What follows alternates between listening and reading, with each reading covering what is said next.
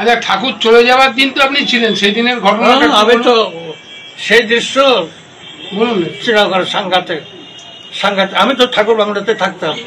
ওই ঠাকুর বর্মার রান্নাঘরের পিছনে একটা ঘর ছিল, দাদার রিডিং রুম, সেই ঘরেই থাকতাম।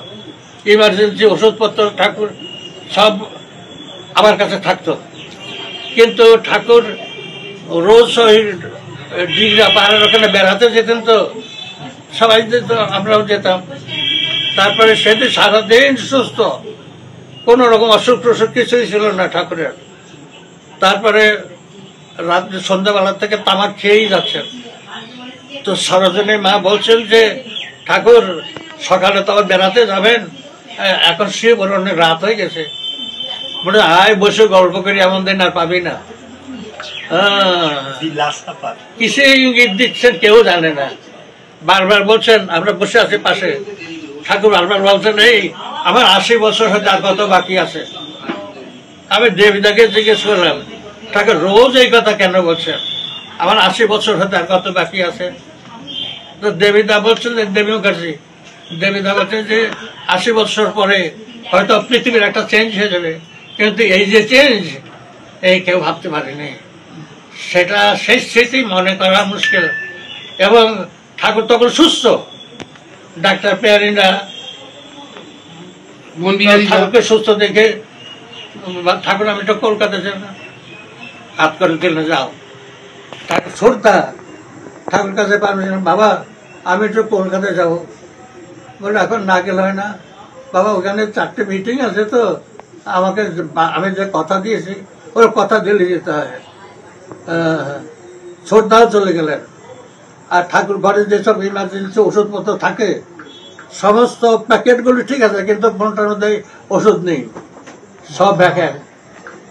ঠাকুর ঠাকুর যাবেন 4:55, তো ওই জানুয়ারি মাস, অন্ধকার, ঠান্ডা, তো চারিদিকে লাইট জ্বলছে, কিন্তু ওই যে ভগীরথদার ডিসপেন্সারি ওই ঘরটার লাইট জ্বলছে না, খালি সুইচ টিপে যাচ্ছে, লাইট জ্বলছে না। অন্যান্যদের সবার সময়, অন্যান্যদের সবার সময় টর্চ নিয়ে শোয়, কিন্তু সেদিন টর্চটা নিতেও ভুলে গেছে। তার কাকুটা চিৎকার করতে, ওষুধ দেখতে সবাই খালি, কোথায় পাবো ওষুধ? তার দাদা বললেন যে ডেরিফিলিন ইঞ্জেকশনটা তাড়াতাড়ি নিয়ে আয় সালারা, আমার বাবা চলে যাচ্ছেন সুস্থ। ঠাকুর ওই চৌকির উপরে বসে এমন শ্বাস নিচ্ছেন। তো অক্সিজেন সিলিন্ডার না ওইখানে অক্সিজেন সিলিন্ডার আনতে যে গেছে, ঠাকুর বাড়ি গেটে তালা, গেস্ট হাউসের গেটে তালা, হসপিটালের গেটে তালা, এতগুলো তালা খুলতে খুলতে অক্সিজেন সিলিন্ডার আনতে আনতে যখন অক্সিজেন সিলিন্ডার ঠাকুর বাড়ির মধ্যে ঢুকলো, তখন ঠাকুর চলে গেলেন, বাবাই যায় না।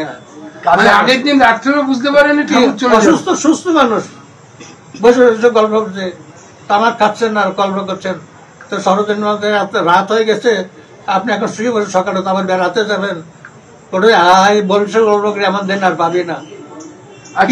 দাদার মুখে যেটা শুনেছি, আপনি আর দাদাই ছিলেন, হ্যাঁ ওই দিন দাদা তো ভিতরে ঠাকুর ট্রিটমেন্ট, আমরা তো ছুটাছুটি করছি, ওর দাদা যেটা ইঙ্গিত করছেন, কিন্তু ওই ডিসপেন্সারিতে ডেরিফিলিন ইঞ্জেকশন খুঁজেই পাচ্ছেন, লাইট জ্বলছে না। তো সমস্ত ঠাকুর বাংলোতে লাইট জ্বলছে, ওই ডিসপেন্সারিতে লাইট জ্বলছে না, সব প্ল্যান করা ঠাকুরের। তারপরে ঠাকুর আমাকে বলে যে তাড়াতাড়ি ডাক্তার ননী মন্ডল ছিলেন, ওনাকে ঠাকুর ডাক্তার বলে ডাকতেন। উনি দেখলেন যে ঠাকুর সুস্থ আছেন, তার ঠাকুর বললেন যে এই ডাক্তার আজকে বাড়িতে না গেলে হয় না। তো উনি দেখলেন যে ঠাকুর সুস্থ মানুষ, এখন আর কি করবো, তো উনি বাইরে চলে গেলেন। আর যখন ঠাকুরের ওই ইমার্জেন্সি অবস্থা, কাকুরদা বললেন শিগগিরি ননীদাকে ডেকে নিয়ে আয়।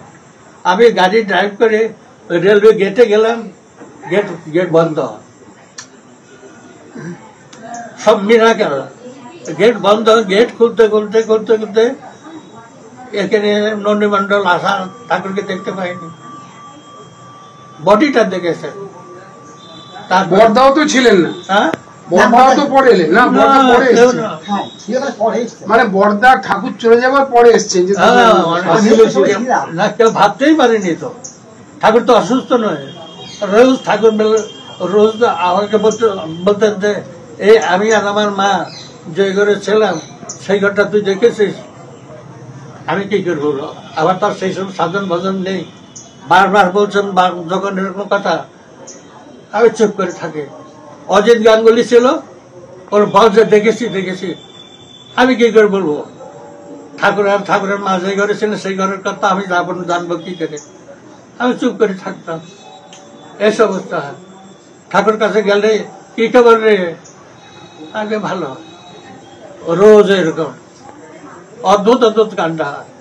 খেলিস বিশ্বলে বিরাট শিশু, ওই বিরাট শিশু ওই চৌকিতে বসে লক্ষ লক্ষ লোককে মানুষকে নাচিয়েছেন।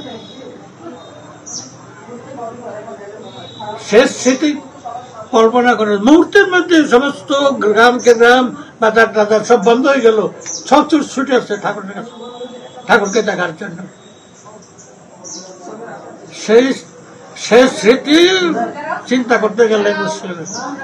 আচ্ছা নারায়ণদা, আপনার বাবার জীবনে কোনো ঠাকুরকে নিয়ে উল্লেখযোগ্য হয় না? আমার বাবা ছিলেন বাইরে ফিল্ডে ওয়ার্কার।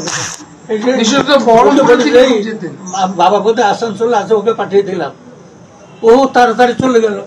কিন্তু তারা বলে যে টাকা দিয়ে বলে যে কোথায় আসে বাবা খুঁজে জানি না, তখন তো ফোন নেই, চিঠি নেই, কোথায়? আমি তো গিয়ে জানলাম চিত্তরঞ্জনে নারায়ণপুর, সেখান থেকে কুলছি বাবা কোনো ঠাকুর বলেছেন কোন অবলেটের বাড়িতে গিয়ে 3 দিনের বেশি থাকতে নেই, কারণ তারা বসে বসে খাওয়ার জন্য ও তাদের শ্রদ্ধা থাকতে থাকতে ওখান থেকে চলে যাওয়া।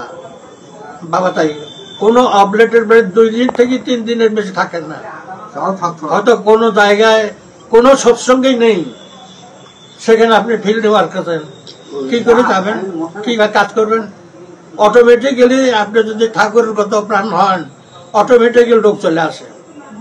নর্মালি এই যে ইউনিফর্ম, এটা দেখে মানুষ বুঝতে পারে যে আপনি ঠাকুরের সৎসঙ্গের লোক।